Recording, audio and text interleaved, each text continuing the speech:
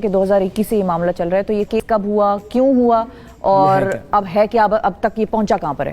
دیکھیں، یہ basically issue یہ تھا کہ مختلف ممالک تھے، جنوبی افریقہ، ڈنمارک، انگلینڈ اور جاپان اور دیگر ممالک میں اردو میں اور ان ملکوں کی زبانوں میں یہ ترجمہ کر کے بھیجا جا رہا تھا قرآن پاک کا۔ اچھا، یہ ترجمہ جو تھا یہ غلط تھا۔ یہاں پر چھپتا تھا، پاکستان سے یہ ترجمہ چھپ رہا تھا، پاکستان سے یہ ترجمہ اپلوڈ ہو رہا تھا، اور ان ممالک کے جو مسلمان تھے ان کو یہ ترجمہ دیا جا رہا تھا، اچھا، جو اس کو کریکٹ ترجمہ سمجھ کر پڑھ رہے تھے ٹھیک ہے، اور اس کو قرآن پاک سمجھ کر رہے تھے۔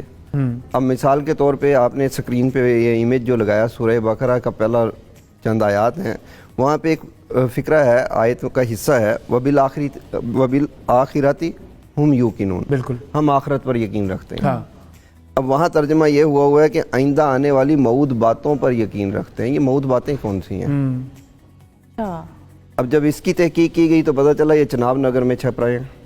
چناب نگر میں؟ چناب نگر ہے، چناب نگر میں، جی، ٹھیک، چنوٹ کے اندر بڑا مشہور جگہ ہے۔ بالکل بالکل، وہاں یہ 2013-14 سے، جی احمدیہ کمیونٹی سے ربوہ اس کا دوسرا نام ہے، وہاں پر یہ چھپ رہے تھے۔ وہاں 2013-14 سے یہ رپورٹس آ رہی تھیں، ہم نے درخواستیں دی، وزیر اعظم کو درخواستیں دی، ہیومن رائٹس سیل جو سپریم کورٹ کا ہے وہاں درخواستیں دی، ہر اس جگہ پر درخواستیں دی گئی جہاں پر کوئی اثر شنید اور ہو یہ جو سکتی چھپ تھی۔ رہے تھے اس کے بعد یہ باہر کی دنیا میں یہ صرف باہر کی دنیا میں بھی جا رہے تھے، پاکستان میں بھی جا رہے تھے، ہر جگہ جا رہے تھے، یہ پوری دنیا میں پھیل رہے تھے یہ، اور ان کی جو طباعت تھی وہ بقیہ طباعت سے زیادہ سپیڈ سے تھی۔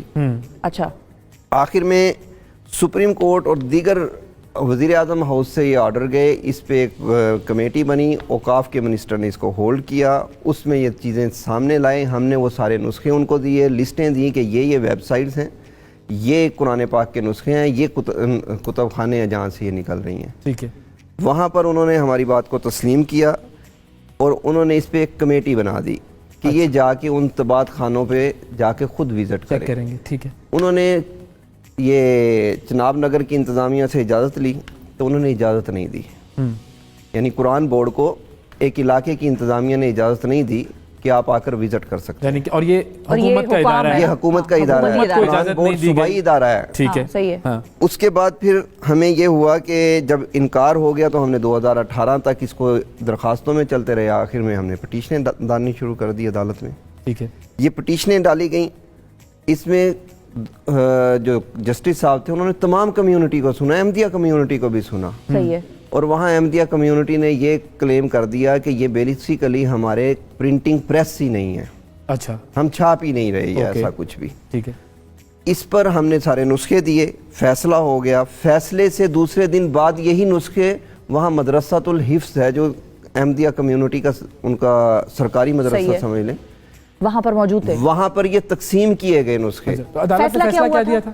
عدالت نے تو فیصلہ دیا یہ جہاں جہاں ہیں ختم کر دیں ان کو، مطلب روکیں، پرنٹنگ کو روکیں، نسخوں کو روکیں، ویب سائٹوں کو روکیں، ٹھیک ہے، چلیں اگر کوئی یہ نہیں مان رہا کہ یہ اس سے میرا تعلق ہے لیکن روکیں تو صحیح۔ صحیح ہے، ٹھیک ہے، صحیح۔ جب یہ معاملات ہوئے تو وہاں پہ نسخے تقسیم ہوئے، ہم نے پھر وہاں کی انتظامیہ کو بتایا گیا کہ یہ نسخے کل تقسیم ہوں گے یہاں پہ، انتظامیہ نے کہا کہ جی یہ نہیں ہوں گے، لیکن اس کے باوجود یہ نسخے تقسیم ہوئے، ہم نے درخواستیں دی کہ جی اب ایف آئی آر کاٹیں، اب تو جرم ہو گیا، اس کے باوجود کوئی ایف آئی آر درج نہیں ہوتی۔ اچھا، پھر ایک جے آئی ٹی بنتی ہے، اچھا، اس جے آئی ٹی میں ڈی پی او چنوٹ صاحب اس کو ہیڈ کرتے ہیں، اور ہر ادارے کا جو ممبر ہے اس کا حصہ پارٹ ہوتا ہے، اس کے باوجود وہ رپورٹ یہ آتی ہے کہ ہم جھوٹے ہیں وہ سچے ہیں، آپ لوگ درخواست گزار، جی ہم درخواست گزار یہ جھوٹے ہیں۔ رپورٹ کس نے دی؟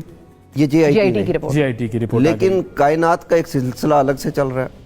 اگلے روز ایف آئی اے ایک آدمی کو گرفتار کر لیتی ہے اسی کمیونٹی کے اسی ایلیگیشن میں، اوکے، اس کا جب موبائل سے فرانزک ہوتی ہے ایف آئی اے کی، اب ایف آئی اے میرا ادارہ نہیں ہے، حکومت کا ہے، ایف آئی اے کی جب فرانزک ہوئی تو پوری لسٹ نکل آئی کہ کون کون چھاپ رہا ہے، کہاں کہاں چھپ رہا ہے، اس کو تیار کون کر رہا ہے، اس کی کاسٹ کون پے کر رہا ہے، یہ جا کہاں پہ رہے ہیں، کن کن ویب سائٹوں سے یہ اپلوڈ ہو رہے ہیں۔ اچھا، اب ہم پھر ایف آئی آر اس میں آگئے درخواست میں، اب جیسے یہ انویسٹیگیشن کمپلیٹ ہونے لگی تو میں اوپنلی ایک نام لیتا ہوں، شاہد جاوید ڈی آئی جی صاحب تھے اس ٹائم پہ، انہوں نے اپنا اثر و رسوخ کروا کے اس انویسٹیگیشن کو سپریس کر دیا، رکوا دیا۔ اچھا، پھر اس کے بعد یہ लेकर जाते रहे हम, और हमें वहाँ चिनोट से भी शिकायतें आई कि यहाँ पे टीमें चल रही हैं कि वो कहते हैं पुराना तर्जुमा दे दें, पुराना कुरान पाक दे दें, नया ले लें।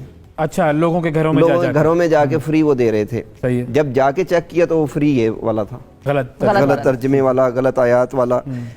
हमने दोबारा पिटीशन दायर की, लाहौर हाई कोर्ट ने उस पिटीशन पे ऑर्डर किया कि ये तमाम के तमाम हो रहे हैं काम, इनको तंबी की कुरान बोर्ड को भी हर उसको तंबी की गई और इस सारे मटेरियल को रोकने के ऑर्डर किए गए।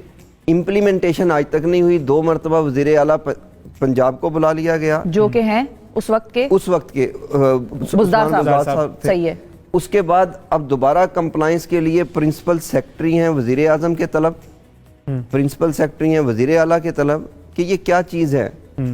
अब आपका देखें, कंप्लाइंस रिपोर्ट देनी थी इन्होंने, सारे नुस्खे जो हैं वो कब्जे में लेने हैं, सब कुछ वो कुरान प्रिंटिंग प्रेस को रोकना है, प्रिंटिंग प्रेस को तो अब रोकना ये है। करेगा कौन? इस ऑर्डर की इम्प्लीमेंटेशन कौन कराएगा? क्योंकि अदालत का हुक्म है तो वो तो कंटेम्प्ट ऑफ कोर्ट में हो जाएगा मामला। अगर ये कंटेम्प्ट ऑफ कोर्ट लगी हुई हैं अब। जी। अब देखें, अमल हुकूमत ने करना है। हाँ, मेरा मुल्क के अंदर अमन भी हुकूमत ने कायम करना है। सही है। हर वो काम मैं करूँ इलीगल या कोई और करे, उसको गवर्नमेंट ने रोकना है। अब गवर्नमेंट क्या करती है, ये दीन का काम है। अगर जी। हम पहले लेवल पे जाते हैं तो दीन का नाम इस्तेमाल किया जाता है वोट लेने के लिए, जज्बात भड़काने के लिए, मेरा खून लेने के लिए, फ्री के खिदमतगार लेने के लिए। लेकिन काम क्या करते हैं यही सियासतदान जो बाहर आप और मैं समझते हैं क्या क्या नारे हैं इनके, क्या क्या स्लोगन हैं, और 2021 में कौन हुक्मरान थे वो भी सबको पता है।